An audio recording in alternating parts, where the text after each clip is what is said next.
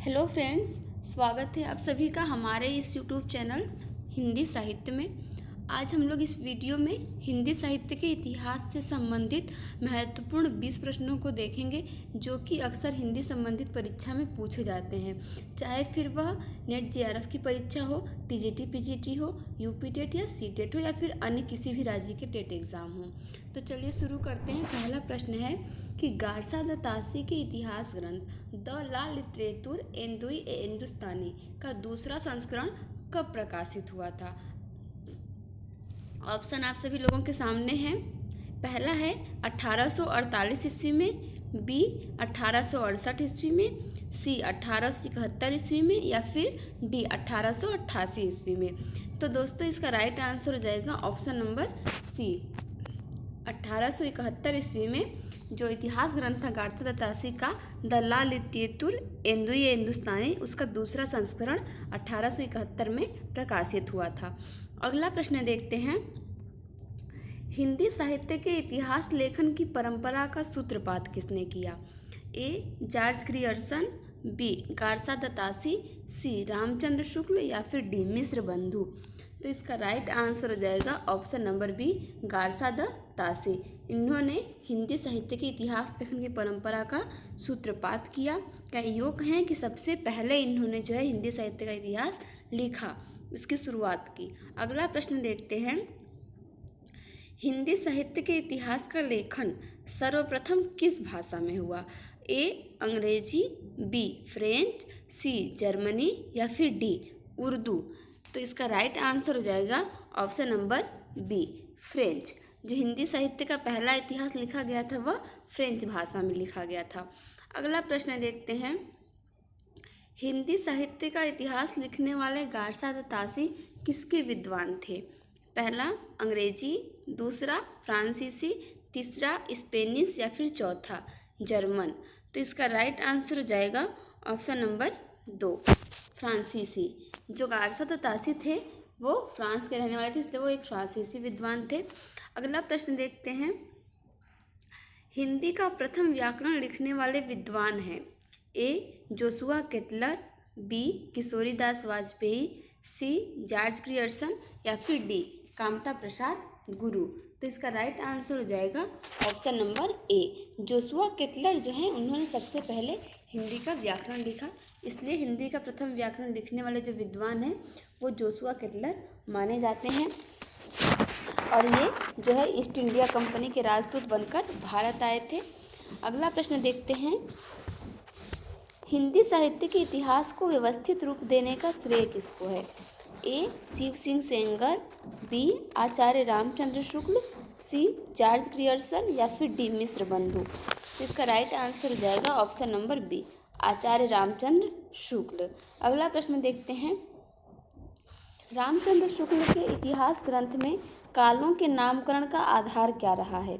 ए पूर्व परंपरा, बी युग प्रवृत्ति, सी प्रमुख ग्रंथ या फिर डी इनमें से कोई नहीं। तो इसका राइट आंसर हो जाएगा ऑप्शन नंबर बी युग प्रवृत्ति। युग प्रवृत्ति के आधार पर ही आचार्य रामचंद्र शुक्ल ने जितने भी काल थे यानी उन्होंने जो विभाजन किया उनका नामकरण किया है। अगला प्रश्न देखते हैं।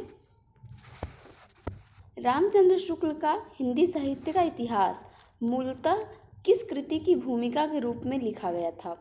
ए हिंदी कोविद रत्नमाला, बी हिंदी शब्द सागर, सी हिंदी शब्द को विश्वकोश या फिर डी धर्मशास्त्र का इतिहास। तो इसका राइट आंसर होगा ऑप्शन नंबर बी हिंदी शब्द सागर।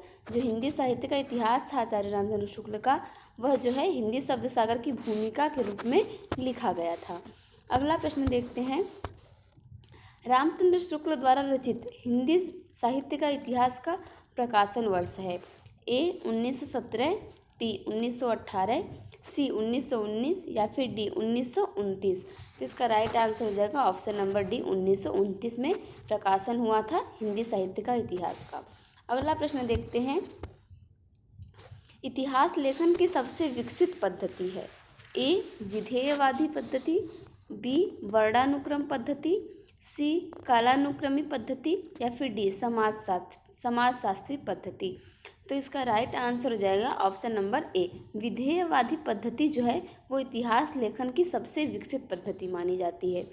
अगला प्रश्न है, स्केच ऑफ हिंदी लिटरेचर के लेखक हैं। ए पादरी F.E.K, बी पादरी एडविन ग्रीव्स, सी गार्था दत्तासी या फिर डी जॉर्ज ग्रियर्सन। तो इसका राइट आंसर हो जाएगा ऑप्शन नंबर बी, पादरी एडविन ग्रीव्स जो है वो स्केच ऑफ हिंदी लिटरेचर के लेखक हैं। अगला प्रश्न देखते हैं, the modern vernacular literature of the Hindustan का हिंदी अनुवाद किसने किया। ए किशोरी लाल गुप्त, बी डॉक्टर राम कुमार वर्मा, सी लक्ष्मी सागर, डी जगदीश गुप्त। तो इसका राइट आंसर हो जाएगा ऑप्शन नंबर ए, किशोरी लाल गुप्त।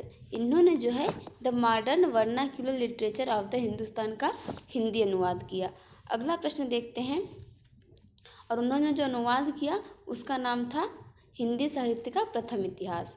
अगला प्रश्न देखते हैं, किस साहित्य इतिहास के लेखक ने काल विभाजन में कवियों के नाम का सर्वाधिक उपयोग किया है। ए मिश्र बंधु, बी ग्रियर्सन, सी हरिऔध, डी श्याम सुंदर दास। तो इसका राइट आंसर हो जाएगा ऑप्शन नंबर ए, मिश्र बंधु। मिश्र बंधुओं ने काल विभाजन में सबसे अधिक कवियों के नाम का उपयोग किया है। अगला प्रश्न देखते हैं, मिश्र बंधु विनोद का चौथा भाग कब प्रकाशित हुआ। ए 1934, बी 1913, सी 1910 या फिर डी 1900। तो इसका राइट आंसर हो जाएगा ऑप्शन नंबर ए 1934। 1934 ईस्वी में मिश्र बंधु विनोद का चौथा भाग प्रकाशित हुआ था। देखिए, जो मिश्र बंधु विनोद था उसमें 3 कवि मुख्य रूप से आते हैं, या 3 इतिहास लेखकों के नाम उसमें आते हैं।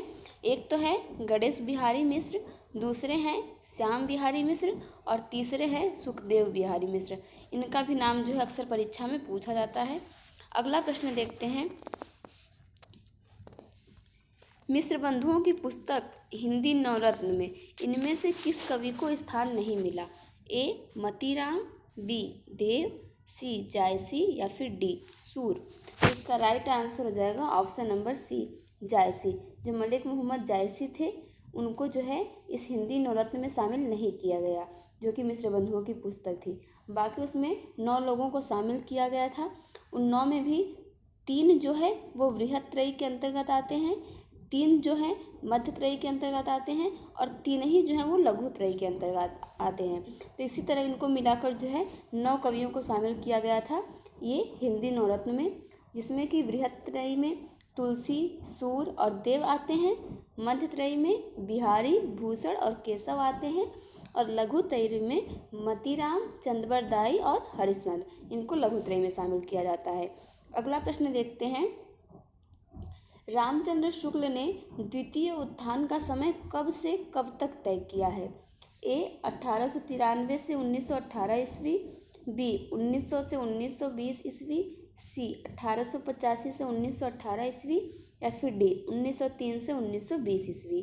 तो इसका राइट आंसर हो जाएगा ऑप्शन नंबर ए, 1893 ईस्वी से 1918 ईस्वी तक जो है आचार्य रामचंद्र शुक्ल ने द्वितीय उत्थान का समय निर्धारित किया है।